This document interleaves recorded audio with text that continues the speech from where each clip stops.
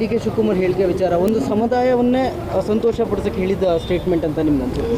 ಖಂಡಿತ ಇವತ್ತು ಒಂದು ಆಡಳಿತನಂಥ ವಿಚಾರಗಳನ್ನ ಬಿಟ್ಟು ಒಂದು ಸರ್ಕಾರ ಅಂತ ಇದ್ದಾಗ ಆಡಳಿತದ ಶಕ್ತಿಯಿಂದ ಮಾತಾಡಬೇಕು, ಒಂದು ಸ್ಪಷ್ಟತೆಯಲ್ಲಿ ಮಾತಾಡಬೇಕು. ಬರೀ ಸರ್ಕಾರದಲ್ಲಿದ್ದಾಗಲೂ ರಾಜಕೀಯನೇ. ಸರ್ಕಾರದಲ್ಲಿ ಇವರಿಗೆ ಅಧಿಕಾರ ಕೊಟ್ಟಿರೋದು ಯಾಕೆ ಜನ?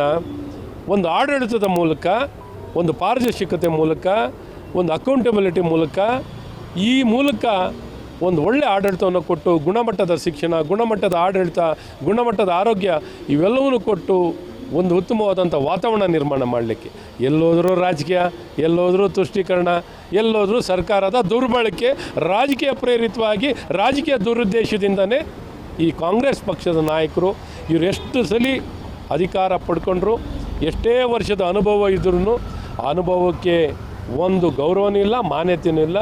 ಯಾವಾಗಲೂ ಆ ಒಂದು ಕೀಳು ಮಟ್ಟದ ರಾಜಕೀಯವನ್ನೇ ಮಾಡಿಕೊಂಡು ಇವರ ಅಸ್ತಿತ್ವವನ್ನು ಇವರ ಬೇಳೆ ಬಯಸ್ಕೊಳ್ಳೋಂಥ ಕೆಲಸವನ್ನು ಮಾಡ್ತಿದ್ದಾರೆ.